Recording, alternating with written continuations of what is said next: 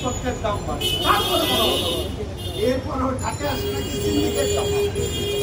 আমরা তো আশা করেছিলাম অন্তর্বর্তীকালীন সরকার আসার পরে এই কাজগুলো হবে না, জিনিসপত্রের দাম কমবে।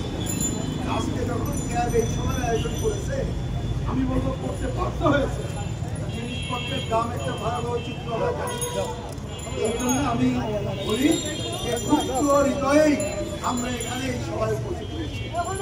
আমি প্রশ্ন করতে চাই অন্তর্বর্তীকালীন সরকার, আপনারা এত কমিশন করলেন, আপনি ক্ষমতায় আসার পরে প্রথম কাজ তো হবে আপনার কি জিনিসপত্রের দাম কমানো। জিনিসপত্রের দাম কমানোর জন্য একটা কেন বাজার ব্যবস্থা সংস্কারের জন্য কমিটি করবেন? আমি এই প্রশ্ন করতে চাই এবং এই দাবি করতে চাই।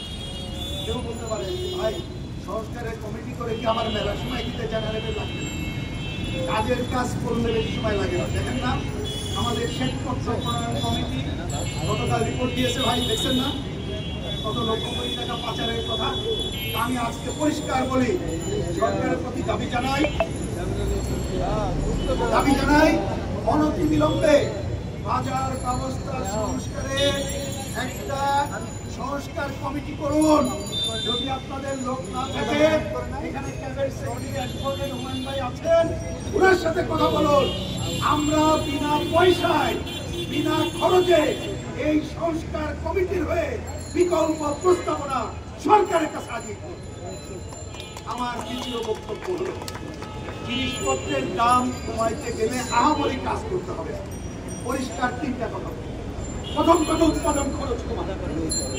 উৎপাদন খরচ কমান ভাই, চাল ডাল মানে আমাদের দেশে যা হয় উৎপাদন খরচ কমাইতে গেলে কি করতে হবে? আমার মূল কথা থেকে এই করে দিচ্ছি।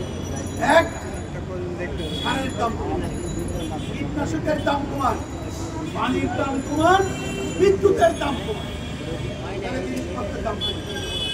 এইবার দ্বিতীয় সমস্যা কি, আমাদের মধ্যবিত্তভোগীরা অর্থাৎ গ্রামের কৃষক যে উৎপাদিত ফসলের যে দামে বিক্রি করে ঢাকা শহরে, তার থেকে আমরা 10 গুণ দামে বা 4-5 গুণ বেশি দামে, তাই না ভাই?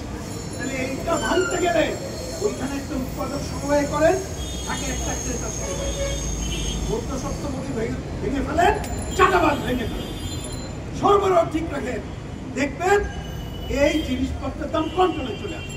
1 নম্বর কাজ। 2 নম্বর কাজ, আমাদের কিছু পণ্য আছে বিদেশ থেকে আমদানি উপায় নেই, আমাদের চিনিও ধ্বংস করছে, আমাদের দেশের নিজস্ব তেল আমরা বাদ দিয়ে সবই অভ্যস্ত হয়ে উপায় নাই, কিছুদিন লাগবে। আচ্ছা ঠিক আছে, আমাদের বাংলাদেশে মাত্র 5-6টা কোম্পানি সিন্ডিকেট ব্যবসা করে, তারা যা বলে তাই। দেখবেন মাঝে মাঝে চিনি নাই, মাঝে মাঝে বোতলের তেল নাই, দেখেন না কোথাও হয়ে যায়, কারণ একটাই, দাম বাড়ানোর জন্য। আমরা বলে এই সিন্ডিকেট ভাঙেন, ভেঙে আরো অনেক ব্যবসায়ীদের সুযোগ দেন। আর মূল কাজটা হচ্ছে রাষ্ট্রীয় উদ্যোগে প্রয়োজনীয় জিনিসের অপরিষ্কার করে তোলে, একই সাথে সার্বজনীন রেশন ব্যবস্থা এবং ন্যায্য মূল্যের দোকান চালু করে। এইটা হলেই অনেক সমস্যার সমাধান হয়ে যাবে। তৃতীয় এবং শেষ কথা, বাজার মনিটরিং নামে যেটা হয়, দায়িত্বপ্রাপ্ত লোকজন এত কম, এইটা দিয়ে হয় না। রেগুলার বাজার মনিটরিং করেন এবং বাজার মনিটরিং এর সাথে এলাকার মানুষকে সম্পৃক্ত করেন, জনসম্পৃক্ততা বাড়ান।